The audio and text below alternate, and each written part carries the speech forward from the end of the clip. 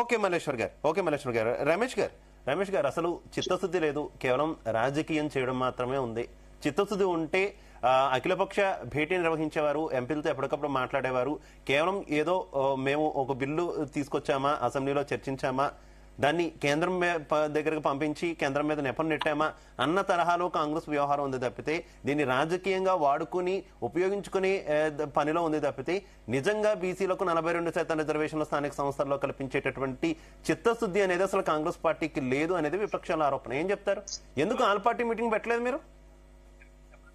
First thing, వీళ్ళు ఒప్పుకున్నా ఒప్పుకోకపోయినా 42% Congress party తరఫు నుంచి రిజర్వేషన్ ఈ ఎన్నికల్లో ఉంటుంది. ఎలాంటి కామారెడ్డి డిక్లరేషన్ లో అదే చెప్పారా? కామారెడ్డి డిక్లరేషన్ అదే చెప్పారా? మేము పార్టీ పరంగా ఇస్తామని చెప్పారా కామారెడ్డి డిక్లరేషన్ లో? ఇప్పుడు వినండి, 42% రిజర్వేషన్లు ఏ పార్టీలు ఎటువంటి అవకతవకలు వచ్చినా ఎటువంటి కష్టాలు ఎదుర్కొన్నా మాత్రం 42% కాంగ్రెస్ పార్టీ రిజర్వేషన్ అమలు చేస్తుంది.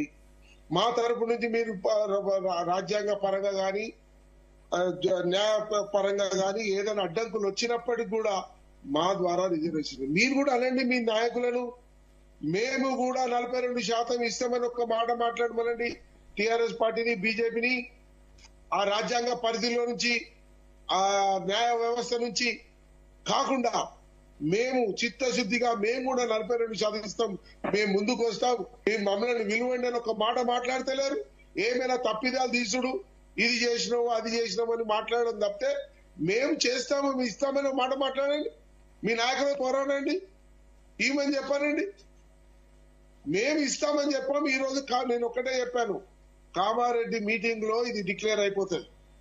చూడండి వెయిట్. ఈ రోజు రిజర్వేషన్ అనేది మా ద్వారానే అమలు జరుగుతుంది. నిజాయితీగా మా రాహుల్ గాంధీ గారు, రేవంత్ రెడ్డి గారు కూడా ఆయన చెప్పు చేతల్లోనే ముందుకు వస్తున్నారు. ఈ రోజు రాహుల్ గాంధీ ఒకటి దేశ భవిష్యత్తును ముడిపడున్న ఈ పరిస్థితి, ఈ రాజకీయంగా ఎదుగుతూనే ఈ దేశం ఎప్పటి వరకు చేతులు కింద పెట్టి బిచ్చమెత్తుకునే పరిస్థితి కాదు. ఆర్థికంగా, రాజకీయంగా, అన్ని విద్యాపరంగా ఎదిగినాడే దేశం బాగుపడుతూనే ఒక దృఢ సంకల్పంతో ఈ రోజు దేశ భవిష్యత్తు ముడిపడున్న ఈ సమస్యను మీరు సహకరించే విధానం మంచిగా లేదు. ఏమైనా ఎత్తిపడుచుడు, తప్పులు చేయడం కాదు.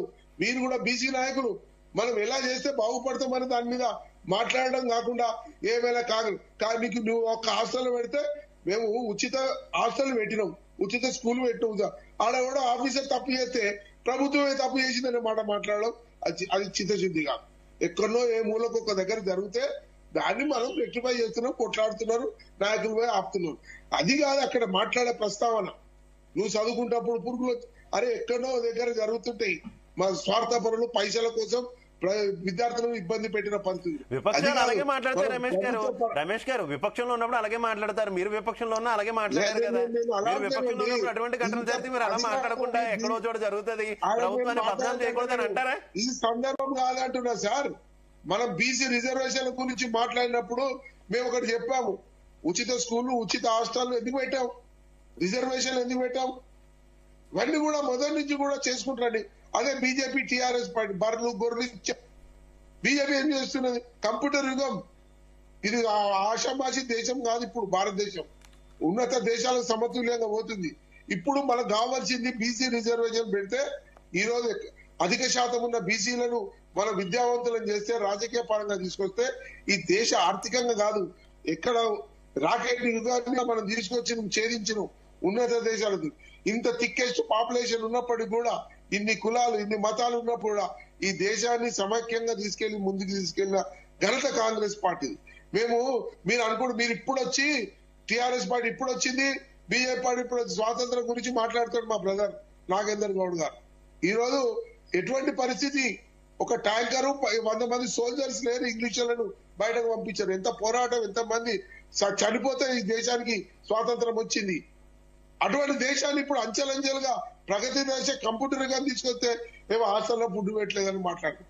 ఇది కాదండి. ఇప్పుడు బీసీలకు రిజర్వేషన్ ఇస్తేనే ఈ దేశ ప్రగతి. రాహుల్ గాంధీ కోరుకునే సమస్యకు మీరు సహకరించాలి.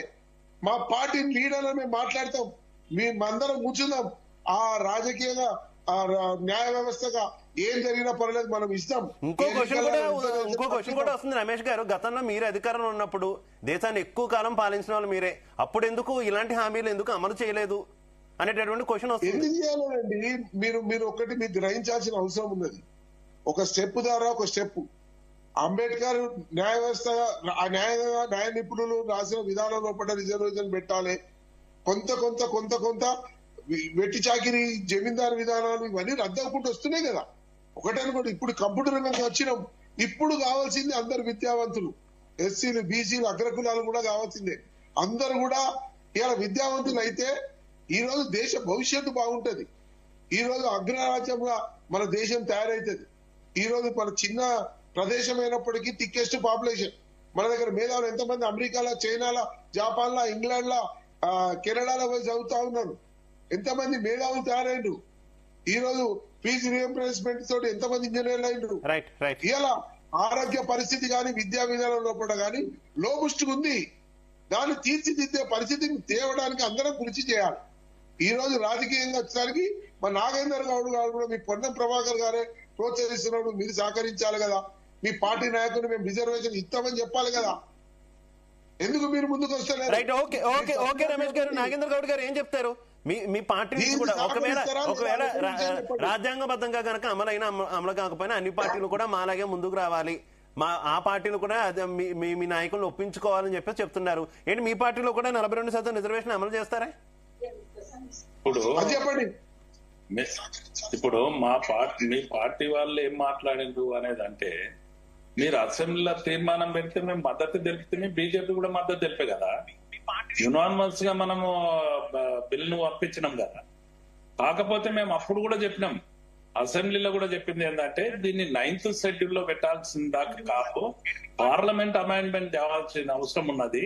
సెంట్రల్ గవర్నమెంట్ అప్రోచ్ కావాలి. ఈ సెంట్రల్ గవర్నమెంట్ అప్రోచ్ కావడం లోపల అఖిలపక్షాన్ని తీసుకెళ్లి అందరం కూడా ప్రయత్నం చేద్దాం అన్నాం. కానీ మరి దాన్ని ఫాలో కాలేరు కదా శివ గారు. వీళ్ళు ఫాలో కాలే, అసలే ఫాలో కాలేరు, వీళ్ళు చేశారు.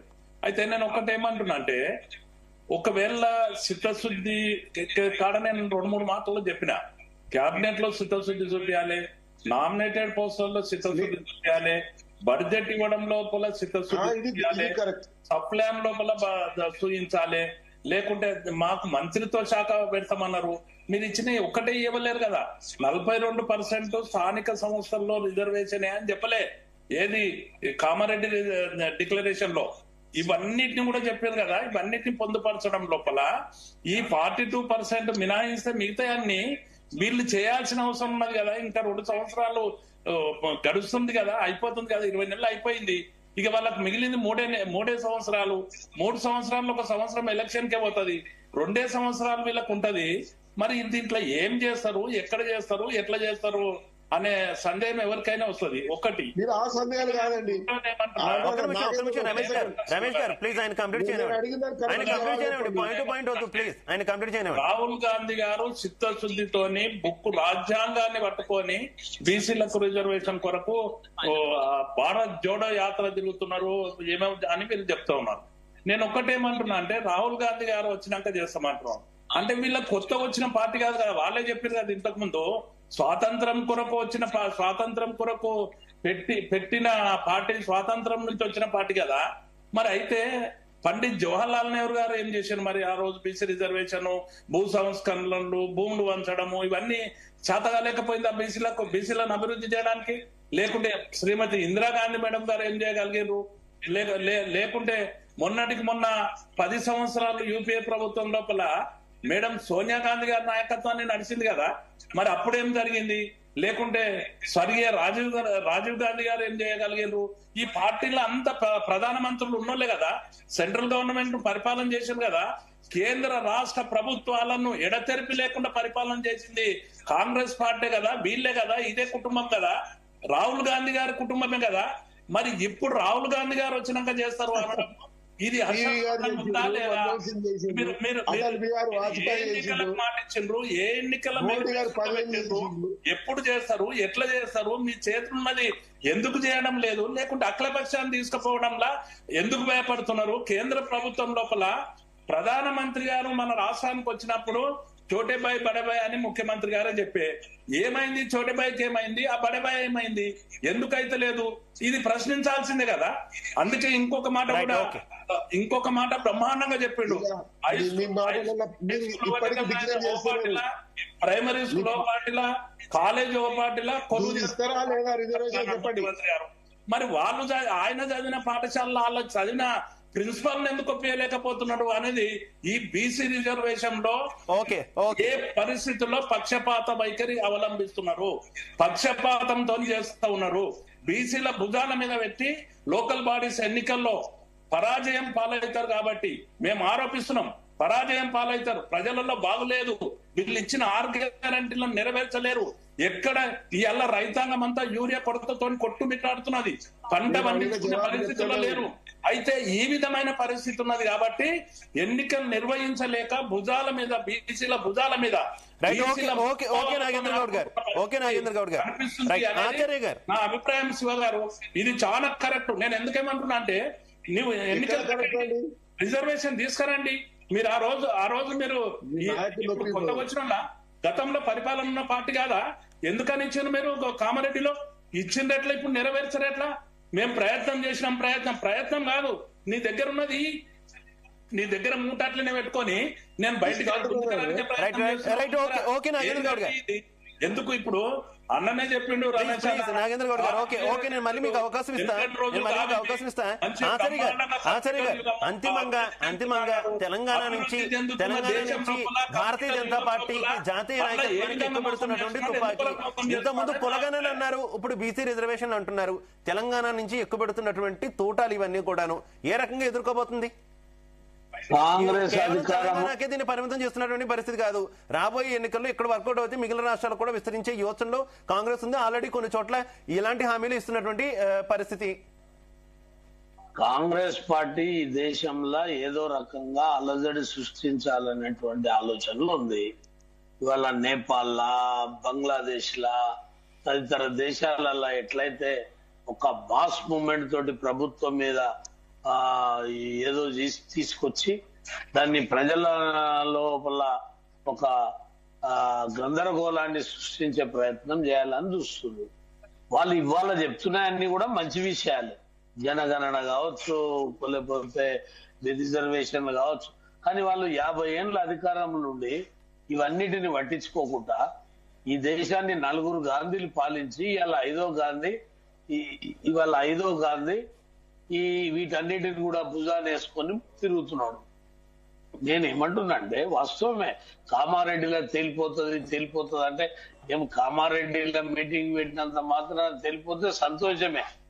దానికి సైమల్టేనియస్ గా నేను ఒకటే చెప్తున్నా, స్వాగతం పలుకుతా, నువ్వు వలుకుతా. నీవు 42% మంత్రిత్వ శాఖలు ఇస్తే స్వాగతం పలుకుతా. నువ్వు 42% ఎమ్మెల్సీలలో భాగం ఇస్తే స్వాగతం పలుకుతా. నువ్వు 42% కార్పొరేషన్లలో భాగం ఇస్తే స్వాగతం పలుకుతా. అయితే మార్కెట్ కమిటీలలో 42% ఇస్తే స్వాగతం పలుకుతా. ఊకే ఏదైతే ఇవ్వాల్సింది మీ చేతులుందో అవి ఇవ్వకుండా 1,00,000 కోట్లు ఇస్తారన్నావు. ఏది 5 ఏళ్లలో 20,000 కోట్లు రావాలి. దీని గురించి మల్లికార్జున గారు వారు మాట్లాడరు. మొత్తం కూడా బీజేపీ ఇవ్వాలి అంటున్నాడు. బీజేపీ ఇవ్వాలంటే ఇళ్ళలేక అడ్డమైన హామీలు ఇవ్వనీకే కాదు, బీజేపీ ఇవ్వాలంటే కేంద్ర ప్రభుత్వము సుప్రీంకోర్టు గైడ్ లైన్స్ దేశం మొత్తం మీద ఉన్నటువంటి ఆల్ పార్టీస్ తోటి అన్నిటిని కూడా ఆలోచన చేసి మీటింగ్ పెట్టి బిల్ పాస్ అయ్యేటట్టు చేయాలి. వీళ్ళు ఇష్టం ఉన్నట్టు చేసి వీళ్ళు ఇష్టం ఉన్నట్టు 42 అని చెప్తారు. ఒక ఆయన 10% తీసుకొచ్చి కలిపి వీళ్ళు ఇష్టం ఉన్నట్టు ఎవరిని పడతాన్ని కలిపితే బీసీలలో ఎత్తిలేస్తే ఒప్పుకోనికే మీరు ఒప్పుకున్నారు కదా. కనీసము 33% బీసీలకు ఉన్నట్టు దాంట్లో 42% ఇస్తున్నారు. 10% కలిపినాక ఇంకెంత వస్తుంది మాకు? 10% మైనార్టీలకు, మేము మైనార్టీలకు రిజర్వేషన్ ఉంది కదా ఆల్రెడీ. ఉన్న దాంట్లో మళ్ళీ ఈ కొత్త వాళ్ళని తీసుకొచ్చి ఎందుకు కలపాలి? దీని మీద ఆలోచన చేయరా? వాళ్ళ విశ్లేషకులు కూడా భారతీయ జనతా పార్టీ మీద నెపం గల్లి వాళ్ళు బీజేపీని విమర్శించేటట్టు మాట్లాడుతున్నారు, వాస్తవ విషయాలు చెప్పకుండా. ఇవాళ కాంగ్రెస్ పార్టీ దేశంలో 50 ఏళ్ళు పరిపాలించి వాళ్ళు చేయని పనులన్నీ ఇవాళ ఈ ప్రధానమైనటువంటి మా ఎజెండా మాకుంది, బీజేపీ ఎజెండా బీజేపీకి ఉంది. ఇది కాంగ్రెస్ ఎజెండా 42% ఇస్తానది కాంగ్రెస్ పార్టీ. ఆయన చెప్పిండు ఇంతకు ముందే రమేష్ గారు ఏం చెప్పారు, రాహుల్ గాంధీ చెప్పు చేతుల్లో రేవంత్ రెడ్డి ఉన్నాడు. ఇక రాహుల్ గాంధీ చెప్పు చేతుల్లో ఉన్నాడు, ప్రజల చెప్పు చేతుల్లో ఏడు ఉంటాడు. ఇంతకు ముందు ఆయన మాట్లాడాడు కదా, రాహుల్ గాంధీ చెప్పు చేతుల్లో ఉన్నాడు, మా రేవంత్ రెడ్డి ఎట్లా చెప్తే అట్లా వింటాడని. ఇలా రాజ్యాంగాన్ని పట్టుకొని దేశమంతా తిరుగుతున్నాడు కానీ రాజ్యాంగం చదివి ఇలా 42% ఎట్లా ఇస్తాం ఏందనేది ఉండాలి కదా అవగాహన. మరి ఇలా తమిళనాడుకు 9th షెడ్యూల్ పెట్టినప్పుడు అప్పుడు ఆంధ్రప్రదేశ్ ఎందుకెట్టలే ఆంధ్రప్రదేశ్ ఎవడన్నా వద్దనడా? మేధావులంతా ఎందుకు చెప్పారు? వాళ్ళు పెట్టలేంది తమిళనాడు పెట్టేటప్పుడు ఉత్తర దక్షిణ భారతదేశంలో ఆంధ్రప్రదేశ్ ఎందుకు పెట్టలే? ఎవడొద్దన్నాడు? వాళ్ళు పెడుతుంటే ఎవరన్నా వద్దన్నారా? దీని మీద ఆలోచన లేదు. మేము ఏమంటున్నామంటే మీరు ఇక్కడ బిల్లు పెట్టిర్రు, మీది 16 నెలలకు బిల్లు పెట్టిర్రు. ఇక్కడ మీరు బిల్లు పంపించిన 5 నెలలు అయింది. దేశంలో ఎన్ని సమస్యలు దాన్ని ఉంటది. 6 నెలల్లోనే నువ్వు పెట్టలేదంటారు. మా 16 నెలల టైం నీకెందుకు పట్టింది? ఓ బిల్లు పెట్టడానికి 16 నెలలు ఎందుకు పట్టిందో జవాబు చెప్పు. డిక్లరేషన్ ఇచ్చింది నీవు, మేనిఫెస్టోలో పెట్టింది నీవు, చెప్పింది నీవు, అమలు పరచండి నీవు.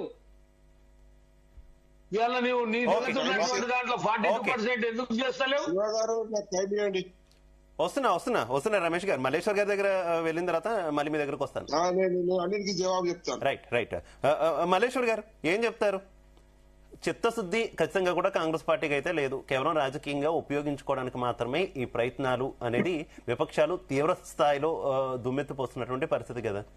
ఎందుకు గతంలో ఉన్నప్పుడు ఎందుకు అమలు చేయలేకపోయారు? ఇప్పుడు విపక్షంలోకి వచ్చాక ఇవన్నీ గుర్తొస్తాయి అనేటటువంటి ఒక క్వశ్చన్ అయితే తెలంగాణ నుంచి ఈ తూటాలను ఇతర రాష్ట్రాల ద్వారా జాతీయ నాయకత్వం మీద, భారతీయ జనతా పార్టీ నాయకత్వం మీద ఎక్కువ పెడుతుంది అనేది అయితే స్పష్టంగా అర్థమవుతున్నటువంటి పరిస్థితి. ఏం చెప్తారు ఈ విషయానికి సంబంధించి? ఇప్పుడు ఒకటి మాత్రం వాస్తవం, 78 సంవత్సరాల చరిత్రలో